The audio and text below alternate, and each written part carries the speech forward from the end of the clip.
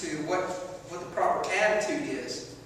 Now I'm going to tell you what they say, and realizing that at the end of this, you may very well realize the old saying, art is all in the what?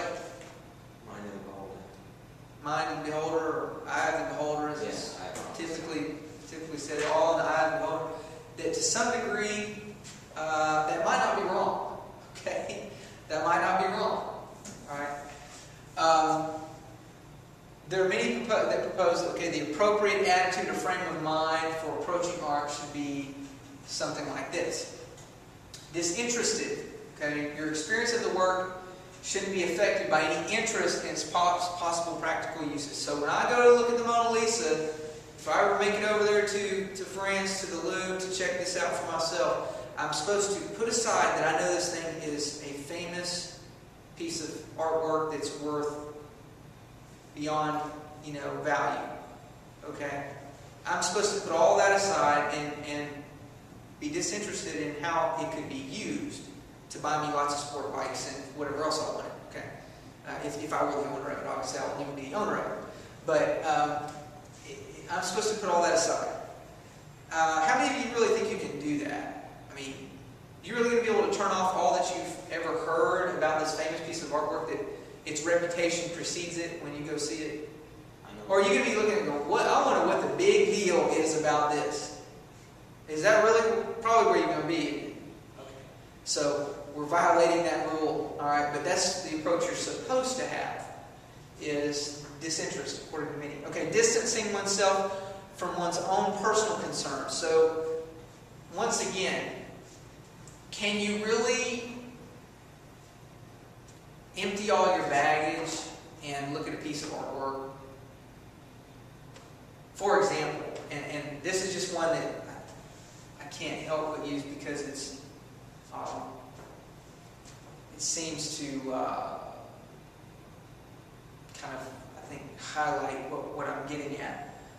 A person who's been through a traumatic experience, rape or something, traumatic like that, and they see a piece of artwork that reminds them of their experience there. Do you think they're really going to be able to put that aside and just look at that artwork and say, okay, this doesn't remind me of that traumatic experience?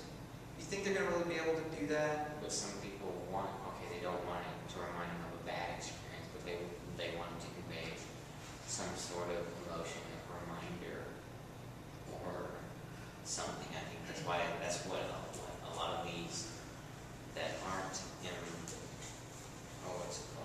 imitations, they're just like colors and textures and stuff like that, and you're supposed to look at it and feel something. Okay. Like I cried when I painted it, and I want you to cry when you look at it.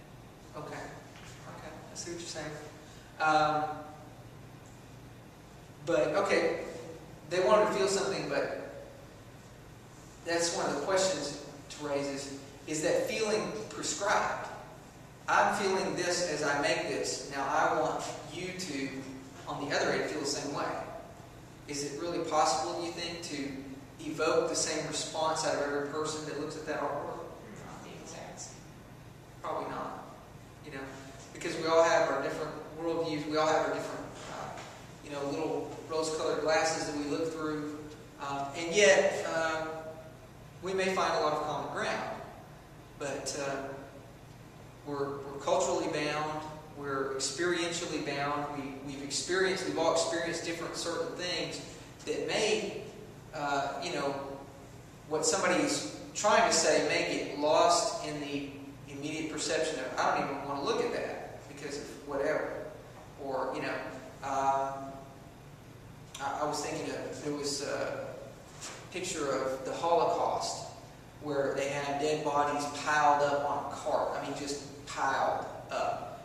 I can imagine that to one person that a photograph like that might be seen as something to convey a warning or trying to get a compassion for those people or whatever. But then there may be other people that wouldn't even want to look at such a thing, right? Because it may remind them. I know a person who came out of the Holocaust. And he probably, I mean, I don't know for sure, he might not even want to see such a thing. He lost family members, and so he may very well not want to ever even view such a thing. So considering that any kind of artistic photography might not be in his definition. Okay, so that's kind of an example I wanted to use. All right, another one, contemplation of an object purely as an object of sensation, as it is in itself for its own sake, in a way that's unaffected by any cognition or knowledge one may have of it. So you're supposed to look at it purely as an object of sensation for itself, in a way that's not affected by any cognition or knowledge of it. And that's back to, knowing prior to that this is a famous piece of artwork. I think that's just a great example in that one. These are the type. This is the type of attitude we, according to many in that field of expertise, that we should have when we approach artwork. Okay, is the thing that makes it beautiful, and I use a bunch of different words for examples here, and ugly can be one of them, alright, beautiful or ugly, either way. Is that a property that's actually in the artwork? It's an opinion. Okay. Alright, we're going to separate them here. Non-aesthetic property would be something that doesn't have any particular sensitivity or perception to it. For example, if the music gets louder, or a painting is mostly blue, or these are just matter-of-factly non-aesthetic properties that something can have. But the aesthetic properties, the things that when we're talking about it becoming art and something to be valued and appreciated, these are the kind of properties that, so you might want to take note of some of the examples I've given you, because I may ask you a question of an example of an aesthetic property. What would this be an aesthetic property? Dainty, graceful, balanced, charming, beautiful, or is an aesthetic property something like this? A painting is mostly blue. You might see something like that on the exam. Okay, so you might want to highlight some of those examples that you